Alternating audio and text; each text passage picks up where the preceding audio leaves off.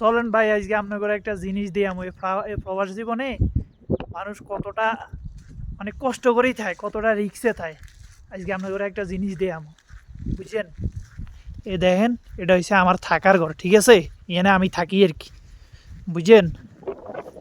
আর এই দেখেন, এই সান হালার জুতো ছিঁড়া গেছে, এ সান দেখছেন? এই পাহাড়টা পুরা দোষী আমার ঘরের ভিতরে হাঁদাই গেছে। দেখেন, ঘরের ভিতরে ঢুকে গেছে, দেখছেন? এই পাহাড়টা পুরা দোষী ঘরের ভিতরে ঢুকে গেছে, বুঝছেন? তো এই প্রবাসে মানুষ কত রিক্সা থাকে, দেখছেন? কত কষ্ট করে থাকে, কত রিক্সা থাকে। যদি বাই চান্স আরেকটু ভাঙ্গা পড়তো, হ্যাঁ, ওই দেখেন উপরে একটা পাথর আছে, ওইটা ভাঙ্গা যদি ঘরের উপর পড়ে, হ্যাঁ, রাতকে বেলা আমি কি বাঁচবো? আপনাদের কি মনে হয় আমার পক্ষে বাঁচা সম্ভব যদি ওই পাথরটাও পড়ে? কি মনে হয় আপনাকে?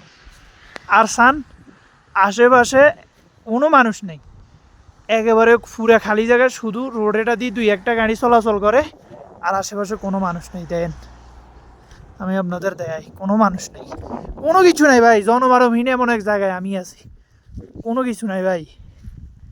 এ দেন, ওই দূরে দূরে ঘর দেওয়া যায়, দূরে দূরে, অনেক দূরে দূরে ভাই। এখান থেকে আপনার 3 কিলো 4 কিলো দূরে দূরে ঘর দেওয়া যায়। এছাড়া এ আশেপাশে কিচ্ছু নেই, বুঝছেন?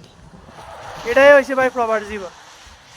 করতে না চাইলেও এখন করতে হইব ভাই, কিছু করার নাই, কারণ টাকার দরকার, বুঝছেন? এমন একটা কাজ করে দেখছেন, মানে জীবনটা হাতে নিয়ে চলতে হয় ভাই। যে কোনো মুহূর্তে ইয়ান দিয়ে উপরে এটাই ভাতর এটা ভাঙ্গি হরবো, বাস শেষ, লাইফ মার্ডার ইয়ানে, জীবন ইয়ানে শেষ, বুঝছেন? এটা লাই কই ভাই, প্রবাস হইতে হুঁশিয়ার, বুঝছেন? নিজের টেঁয়া দিয়ে আইবেন, নিজের জীবনও হারাইবেন, টেঁয়াও হারাইবেন। তো প্রবাস হইতে ভাই হিসাব করিয়ে আইয়েন।